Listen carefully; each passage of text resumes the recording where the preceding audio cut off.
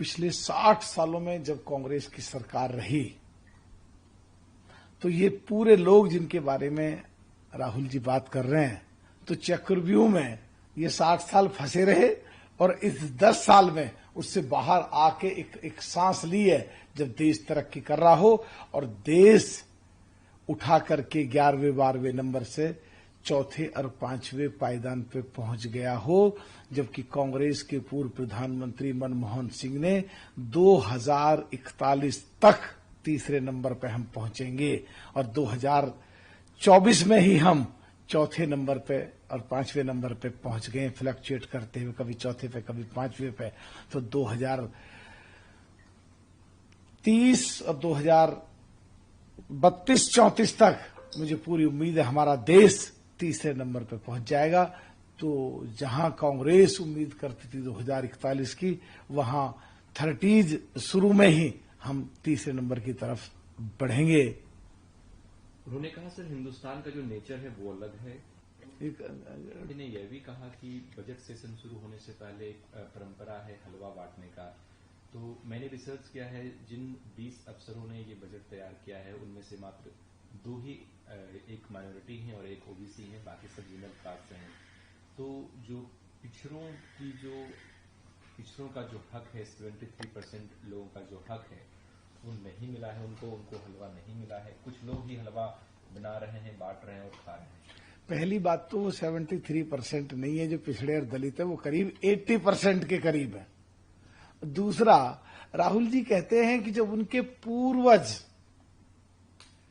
प्रधानमंत्री रहे, उनके पिताजी, उनकी दादी, उनके परनाना और पिछड़ों के साथ और दलितों के साथ और काम किया जा सकता था, तो इसका मतलब एडमिट फैक्ट है कि कांग्रेस के शासन काल में पिछड़ों का और दलितों को हक नहीं मिला और शोषण हुआ, वोट लेते गए, उन्हें कुछ दिया नहीं।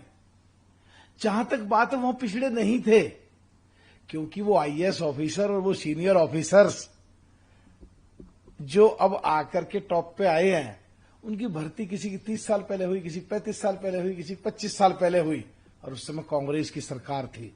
तो ये भी एडमिट फैक्ट है कि कांग्रेस के समय में पिछड़ों को और दलितों को अधिकारी बनाया ही नहीं गया, तो हलवा खाने के लिए वो मौजूद कहां से होते। अब जो भर्ती हुई है पिछले 10 साल में और 15 साल बाद, 20 साल बाद जो बजट होगा, उसमें मुझे पूरी उम्मीद है कि काफी बड़ी संख्या में पिछड़े और दलित मौजूद रहेंगे।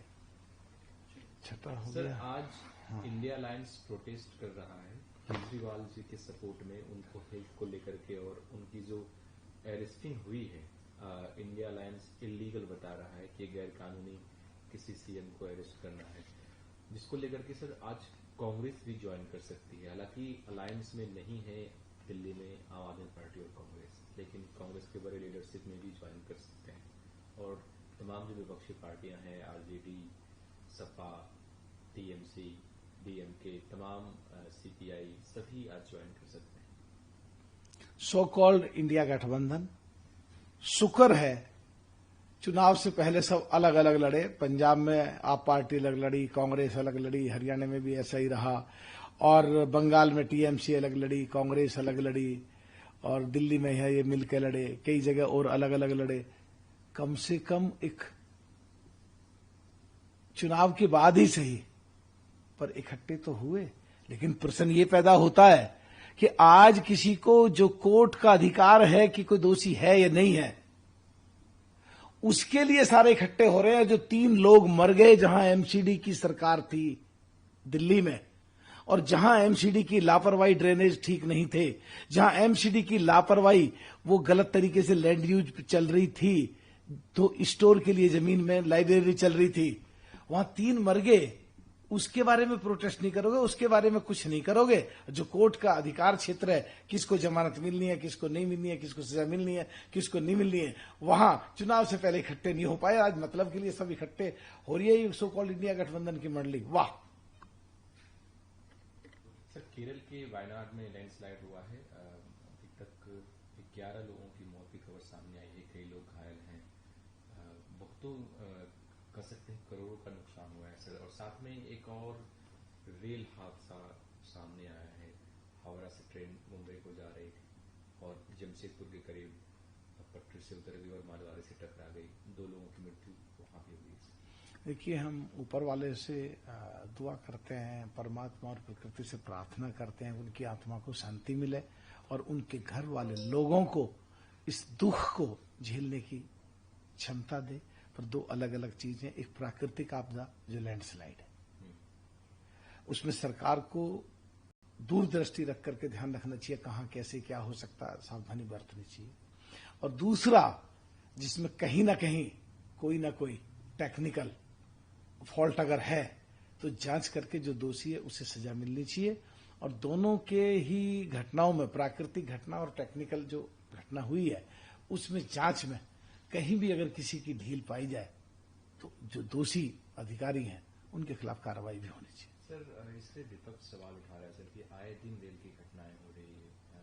कुछ दिन पहले मैं देखा बालासोर से शुरू हुआ, फिर सिलीगुड़ी में हुआ और अभी रिसेंटली यूपी में हुआ, अभी फिर जमशेदपुर में हुआ। सर, ये लगातार ये रेल की घटनाएं हो रही हैं। इसको हमने तो कहा, अब भी कह रहे हैं कि पूरी ध्यान और जांच और सावधानी और सतर्कता बरतनी चाहिए।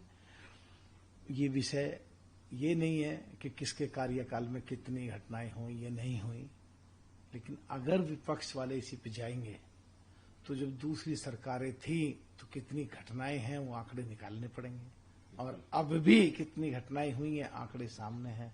पर इसका मतलब ये नहीं है कि हम जस्टिफाई कर रहे हैं कि ये गलत बात नहीं हुई, सही है गलत है, ये गलत है। इस तरह की घटनाओं पे अंकुश तुरंत लगना चाहिए, सावधानियां बरतनी चाहिए। न्यूज नेशन अब व्हाट्सएप पर खबरों के ताजा अपडेट के लिए न्यूज नेशन के इस QR कोड को स्कैन करें।